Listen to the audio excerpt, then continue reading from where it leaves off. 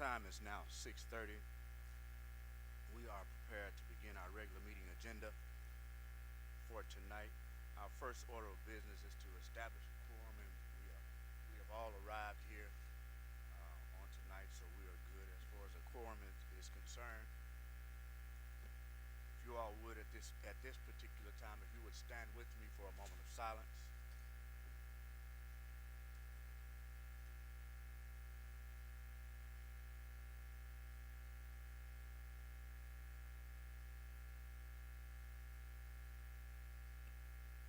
If you would join in with me for the Pledge of Allegiance.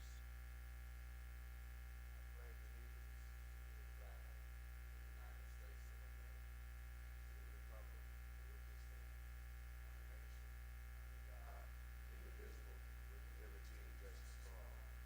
Thank you.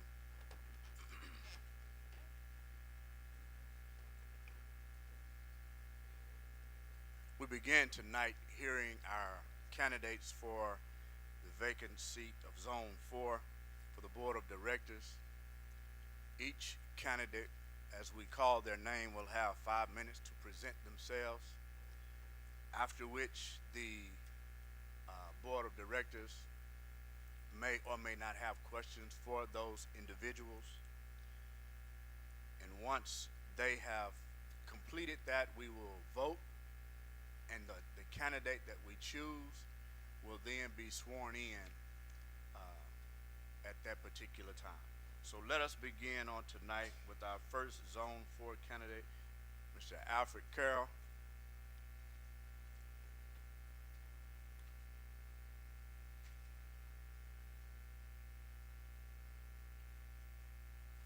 When do my time stop? When I get up here? Once you get up there and start talking.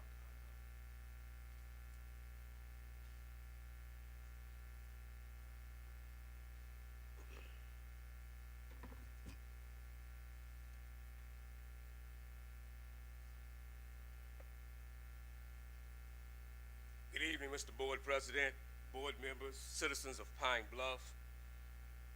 It does my heart good to stand before you tonight, to know that God still has work for me on this side of eternity. It's a good feeling, a mighty good feeling. It's an humbling feeling. As I thought about what I would say in my 5 minutes, I began to remember past board members like Miss Blanche Haney, the first black female appointed, then elected to the Pine Bluff School District Board. Dr. William Mollett, he too was a first, the first black man appointed, then elected to the school board. And then there are others like Dr. Clifton Rofe, a giant of a man, a dentist, the father of Willie Rofe, NFL great. Then there is the legendary principal at Jack Roby. We called him Bear Brown, Mr. Otis Brown, Procola Washington, educator, teacher advocate, and then Reverend Dr. W.R. Norfolk, a personal mentor and former pastor of St. John AME Church, all of whom I knew and personally interacted with as an employee in the Pine Bluff School District and in many community functions. These individuals were 100% committed to the education of our young people, the well-being of our teachers, and an exemplary Pine Bluff School District. Looking back over my 39 years in the Pine Bluff School District, I can honestly say each of these individuals brought a unique perspective and strength to this board. I believe that I too have such a perspective that began 60 years ago when myself and 4 other first grade students integrated First Ward Elementary School, attending Southeast Junior High School, graduating from Pine Bluff High School in 1976. As a senior at Pine Bluff High School, I recall my elementary principal, Mr. Charles Soil, recruiting me to play Super Riff, a masked, cape-wearing superhero figure that traveled elementary schools promoting reading is fundamental. You see, Black Panther was not the only black superhero from the 60s. Ironically, a few years later, I did my student teaching at First Ward Elementary School. I taught at First Ward Elementary School. I became the principal at First Ward Elementary School, a school where I was once rejected as a student. Those early experiences as a teacher, assistant principal at 34th Avenue Fine and Performing Arts Magnet School, Sam Taylor Computer Technology Magnet School, Bel Air Math and Science Magnet School, First Ward Elementary School, Southwood Elementary School, director of the district's first elementary alternative education program, I believe gave me a unique perspective. Going back to the schools to volunteer, reading across America, Dr. Seuss Day, Grandparents' Day, and providing donuts for teachers, again added to this unique perspective.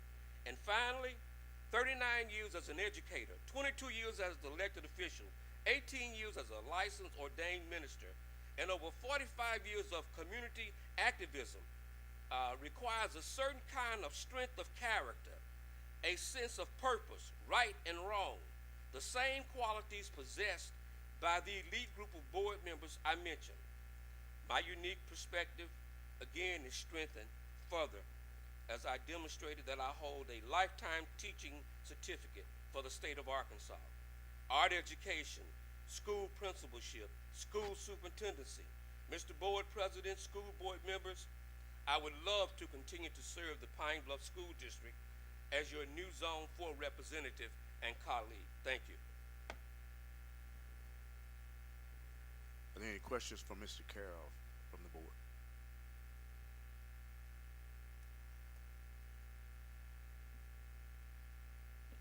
Good evening. Good evening. We on the school board often face intense emotional debates. How do you handle conflict? And can you publicly support a board decision even if you voted against it? Yes, often I experience those debates on the core of court and sometimes even in church. But I'm a team player. I'm a team player. When the team decides what it wants to do and is going to do, and it's the best thing for the group and the individuals that we service, certainly, I can fall in line with that kind of thinking because I believe that's the kind of thinking that God would be most pleased with. It's where we come together, forge unity of purpose, and that our purpose, our actions is to benefit others. Yes, I can support that.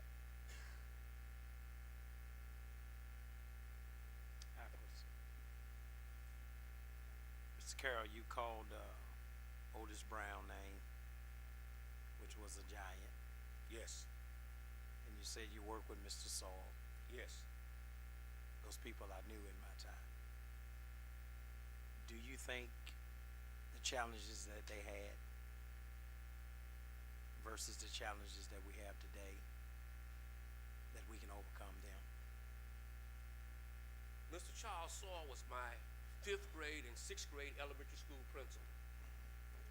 He was the kind of principal that when he walked the hallways and he observed teaching and learning in a classroom, if he had a suspect that something was being taught incorrectly, he himself would take the chalk and reteach it. So, like now, then and now, there's a need for quality instruction. And we're at that pivotal point where what we teach, what the students learn, and the desire to give it back to us in a testing format is a real challenge. So yes, I believe that we still do need principals as educational leaders in our building, getting instructions from their immediate supervisor, from their superintendent, from the school district, and moving our young people forward. And Mr. Otis Brown was principal at Jack Roby at a time when Jack Roby had a reputation of being, like now, a bad place for your kids to be. Let's be honest. Those who were ever around at that time. But again, the influence of Bear Brown on that campus, first as an assistant principal, then as a principal, transition the environment of that campus to be a place where people wanted to send their children, black, white, Latino, Indian, Asian, whomever, wanted to send their kids to Jack Roby because it had an environment of teaching and learning and where people felt like their kids were saved and teachers were appreciated. And so, do we need that now? Yes. Will I support that? Yes. Thank you, sir.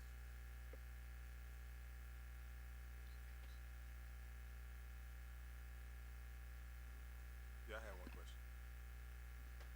Hey, Mr. Carroll. Yes. Almost. Thank you, Mayor. My question is, what do you think is the role of the school board, and why are you the best choice? Well, again, I want to go back to my unique perspective, and those board members that I outlined, beginning with Miss Blanche Haney. I sat in her living room as a teacher. I talked to her as a teacher. Otis Brown visited my campus as a principal. Norfolk visited my campus as a principal. I had personal interaction with these board members, not just them coming from their seat as board members, but they came as concerned individuals to visit my campus, my classroom, my campus as a building principal, and communicated with me when they saw me in public. We could stand in a Walmart, then maybe a TG&Y or Kroger's or Safeway and have conversations, or the post office. We could have conversations, and they didn't shy away if I said something about the school district because they wanted to hear what the people were saying, not just the community, but the people that were employed in the school district. And so I think that I learned a lot from them on how to hear and take what I've heard and see how it matches up with policy and what the district needs to do to move our district forward. And again, having spent 22 years in public life as an elected official, that was something that I did every day. 11 o'clock at night, 6 o'clock in the morning. Sometimes you may not know when there was an incident at the jail. Some of you all may not remember. A young lady hung herself in the juvenile jail department several years ago. And someone had to be there for that parent. Those are the kinds of things we did as elected officials. As a school board member, you may be called on to comfort some parent or let some parent know that things are all right at a particular campus because they will call you. And I feel very, very comfortable in filtering those kinds of questions and letting those kinds of questions and concerns help guide me in my role as a school board member who is not a teacher, not an administrator, but someone who loves the school district and looks forward to supporting those people who work with our children every day.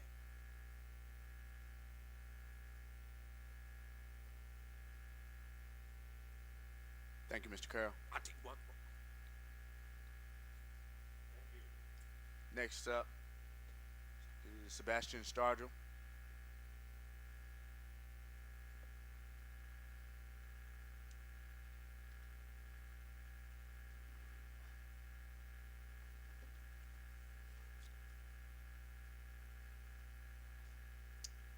Good evening, President, members of the board, and members of the community.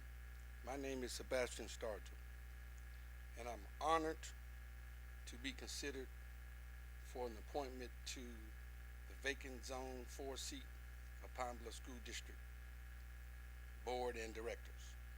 First, I would like to thank the board for providing this opportunity and thank everyone who has taken the time to become involved in this process. Our schools are one of the most important investments we make as a community, and I believe every citizen has responsibilities to ensure their success. I'm seeking this appointment because I care deeply about the future of Pine Bluff and the success of our students. I understand that the decisions made by this board impacts not only our children, but also our teachers, staff, families, and taxpayers. Those decisions require thoughtful leadership, accountability, and commitment to doing what is best, what's the best interest of the district as a whole. If I'm appointed, my focus will be centered on three things: student achievements, faculty's fiscal responsibilities, and community trust. First, our students must remain at the center of every decision we make, regardless of the background or circumstances. Every child deserves access to quality education and the opportunity to succeed. As a board member, I will support policy that promotes academic growth, safe learning environment, the opportunity that prepares students for college, careers, military service, and life after graduation. Second, I believe the board has the responsibility to be a good steward of taxpayers' dollars. The community expects transparency, accountability, and responsible finance oversights. Every dollar entrusted to the district should be managed with integrity and direct towards supporting student access. I will ask questions, review information carefully, and make decisions based on fact and what is best for our district. Third, I believe in restoring and maintaining community trust is essential. A successful school district requires strong partnership between the board, administration, employees, parents, and the community. While we may not always agree, we must always be willing to listen, communicate respectfully, and work together towards common goals. I'm committed to being accessible, approachable, and engaged with people I serve. I also understand the role of a board member. The board responsibility is to govern, establish policy, provide oversights, and support the district mission. It is not to be managed day-to-day operations, but to ensure the district remains focused in serving students effectively and efficiently. Pine Bluff has a rich tradition, tremendous potential. The community cares deeply about its school. I believe we have an opportunity to continue moving forward and building on successes, address challenges, and create a stronger future for our students and families. If appointed to serve Zone 4, I will bring professionalism, integrity, willingness to learn, and a commitment to make decisions that place students and the district first. Thank you for considering, for your consideration, your service to our district, and the opportunity to address you this evening. I would be honored to serve the students, families, and communities of Pine Bluff as your Zone 4 member. I also, when I walked in, I saw Coach Jordan. And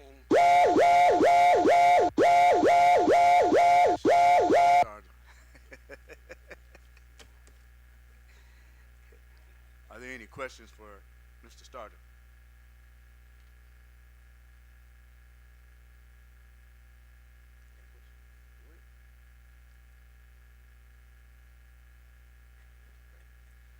Okay, I heard you say that you will be approachable. So when I heard you say that, I want to know if you could kind of give us a little bit more of how will you seek out feedback from our parents, teachers, and taxpayers who may disagree with the decisions that you make. being a coach, You know, a lot of times you could be anywhere and you see parents in the grocery store, you see them anywhere. And I just feel like when they know that what you stand for as far as a person and as far as in the community, I feel like that kind of weighs quite a bit.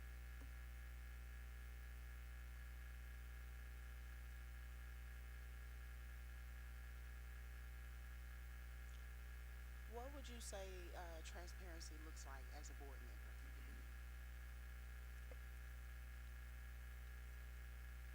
Let's just say this situation that we have with, the money.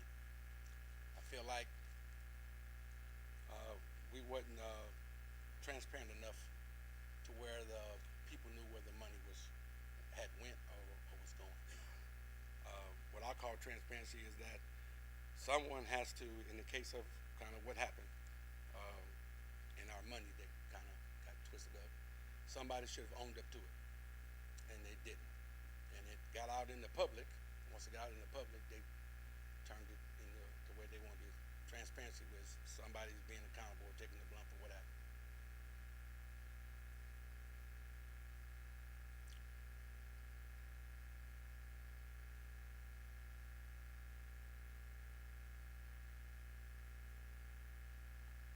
Thank you, Mr. Starter. Thank you. Next is Ryan Watley.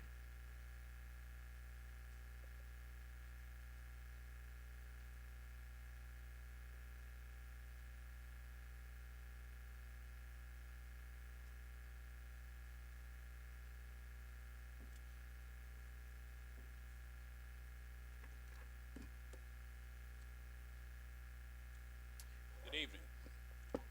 My name is Ryan Watley, and I'm seeking a position on the Pine Bluff School Board because I believe the future of Pine Bluff begins in the classroom. As a native of Pine Bluff, graduate Pine Bluff High School, student athlete, and holder of a terminal degree in the hard science, I understand firsthand the impact that great teachers, strong schools, and supportive communities can have on a young person's life. The opportunities I received helped shape who I am, and I believe every child in our community deserves the same opportunities. Over the past several years, I've had the privilege of working alongside educators, students, businesses, nonprofits, community leaders through Go Forward Pine Bluff and the Generator. Through this work, I have witnessed both the challenges facing our schools and the tremendous potential that exists within our students, teachers, and families. I'm not seeking the position to run the day-to-day operations of the district. That responsibility belongs to the superintendent and the administration. I am seeking the position to provide vision, accountability, and community leadership. You will recall around 2019, 2018, as an at-large community member, I took a public stance through an open letter to the Secretary of Education, calling attention to the concerns regarding the leadership and education policies that I believe our students deserve strong advocacy. I also believe our schools must focus on 3 priorities. First, we must support our teachers. Great schools begin with great educators. Recruiting, developing, retaining talented teachers must remain a top priority. I've demonstrated this commitment by helping raise more than $1 million to support teacher recruitment, retention, and certification efforts. These efforts have helped increase the district's percentage of certified teachers from 35% district-wide to now over 80%. Second, we must prepare students for life after graduation. Whether students choose college, military service, entrepreneurship, technical training, or immediate entry into the workforce, every graduate should leave our schools with a clear pathway to success. Prior to the LEARNS Act, I assembled a team of community educators to conduct the Pine Bluff Education Study. And one of our recommendations was that students begin exploring career and success pathways as early as the third grade so they can pursue goals aligned with their interests and talents. So we were before the Learns Act in doing that. Third, we must strengthen our partnerships between our schools and our community. Businesses, nonprofits, higher education institutions, faith organizations, and civic organizations all have a role to play in supporting student achievement. In that effort, I helped assemble the Zebra Athletic Club to strengthen extracurricular activities and opportunities. And I led the effort to contribute the largest contribution to the millage campaign for the new school district, the new high school at 711 West 11th Street, because I believe partnerships could help transform the surrounding neighborhood. In addition, projects such as the Carl A. Reedus Aquatic Center, Simmons Bank Park, the Marriott Hotel, and Big Banjo represent more than $45 million in construction projects, of which I was part of the finance team to put that mechanism together. I have been where you are, and I believe I can be an asset to helping close out the construction project of the new high school. I've also helped address the loss of public funds, and to date, we have recovered over 35% of those funds, with the process still underway to recover more. If we want to grow Pine Bluff and attract new business, increase home ownership, and create opportunities for our families, we must invest in our children. That is why when Coach Williams decided to transform his practice times from 3 o'clock p.m. to 6 a.m., I volunteered for 2 years as a coach and got up every morning at 5 a.m. to help encourage our young men to be motivated.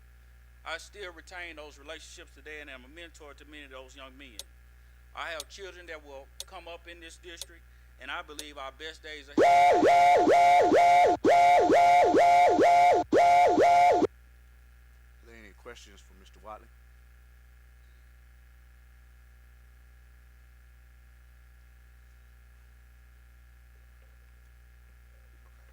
I believe teacher support was your first point that you talked about. With the ongoing challenges in teacher retention, could you talk a little bit more about your strategy to attract, support, and keep high quality educators in our classroom? Very, very good question, and thank you for that. First and foremost, one of the things that we are doing is ensuring that teachers understand how to be incentivized, and that is through the Learns Act and growth in the classroom. We've been hosting exercises or workshops this year, understanding that teachers are automatically qualifying and do not know, because we serve in a geographical shortage area in many subjects, and so they qualify for that $2,500 or $3,000 or $4,000 incentive and so if we can get our teachers to understand the principles of the growth model and how they qualify, they will not be so apt to leave out of the district or seek other careers because they're being financially compensated for their good work. I also know of stories that teachers probably did not get some of those funds by not being evaluated on time from their principals and things. So I've heard of stories of that, but thankfully that did not happen this time to some of the people we've talked to. So latching on to the incentives that are out there currently are key to retaining teachers. In terms of recruitment, culture is everything in the district. A sense of pride in the district, and when they step in this in a school building, they feel like they can grow. Also giving them ownership of that classroom to produce successful students. All of that is important to, again, recruiting and retaining teachers. And I think you talked about recruiting teachers, not expansion, but yeah, just recruitment and retention. Those are very key. We must appreciate them. And again, going back to things that I've done recently, raise funds to be able to host. Last year we did the summer teacher workshop or conference. We showered the teacher with gifts, gave them financial incentives, $1,000 raffles, etc. And even this year we hosted a happy hour for them. It was citywide.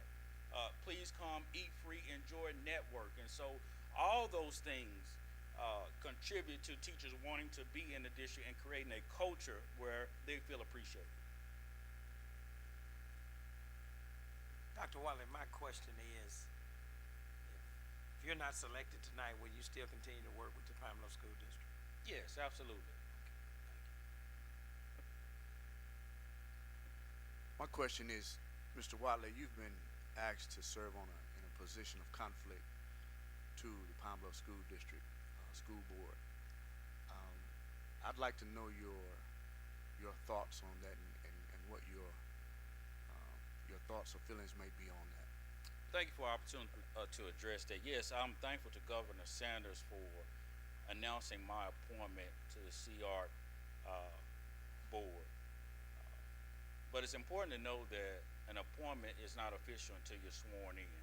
And I've been in contact with the governor's office about delaying my swearing in until this procedures and some other things that are going on in my life come to a conclusion.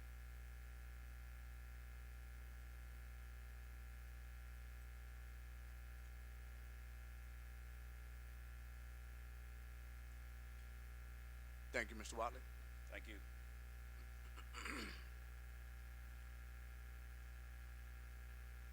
The board will now take a few minutes to complete the voting process, after which we will share each individual director's vote, and then we will announce who that person is and follow that up with a swearing in procedure. Give us just a moment, please.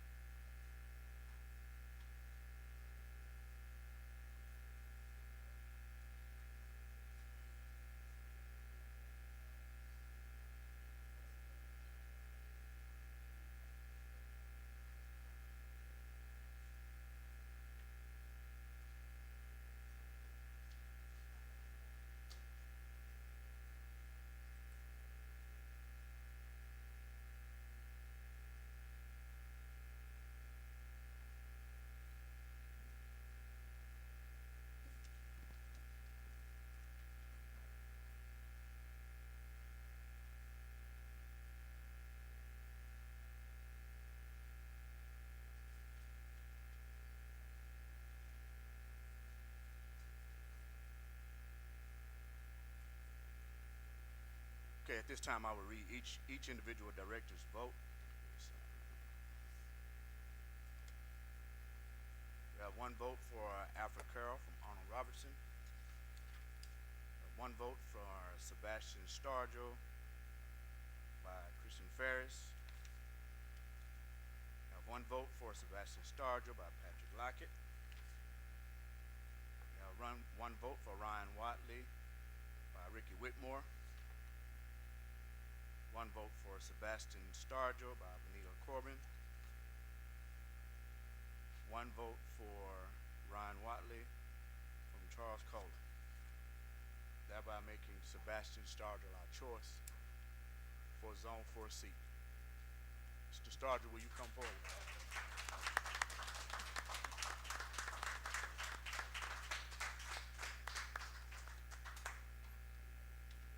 Judge Jackie Harris is here to swear Mr. Stargell in.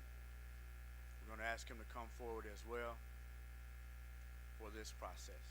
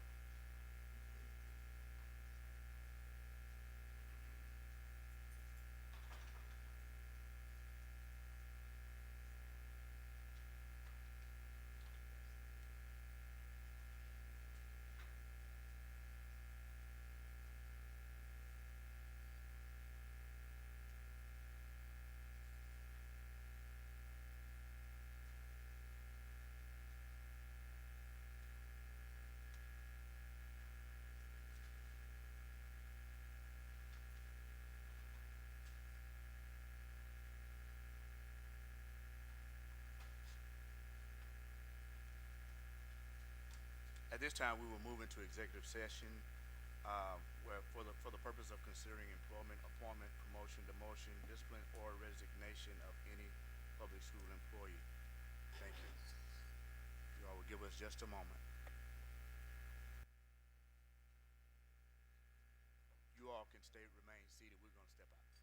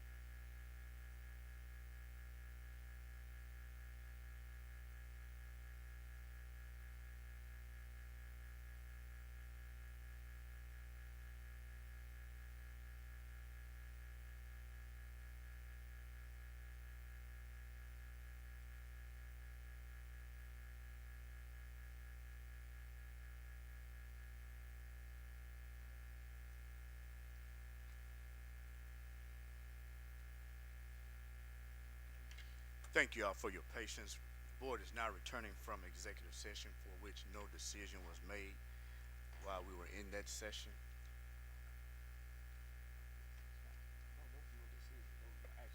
Excuse me, there was no action taken. Let me change my words. There was no action taken. There was a decision made, however. Okay. May I obtain a motion for the seat of acting superintendent and interim superintendent, please? I move to appoint Philip Carlock as acting superintendent through June 30th of 2026 during the time of Superintendent Barbaree's approved leave. And I further move that Philip Carlock shall serve as interim superintendent of the Pine Bluff School District effective July 1st, 2026, being granted all authority necessary to perform the duties of the superintendent in accordance with Pine Bluff School District Board policies. Need a second? It has been moved and properly second that Philip Carlock will serve as acting superintendent through June 30th, 2026, and also that he will serve as interim superintendent of the Pine Bluff School District effective July 1st, 2026, being granted all authority necessary to perform the duties of superintendent in accordance with Pine Bluff School District Board policies. Are we ready for the vote? All those in favor, aye. Aye. All those opposed, nay. Here, no. Okay. Motion is carried. May I obtain a motion for adjournment? Director Whitmore moved that we adjourn at this time. It's been moved and properly second that we will adjourn at this time. Are we ready for the vote? All those in favor? Aye. Aye. Those opposed? Motion is carried. We adjourn. Thank you very much.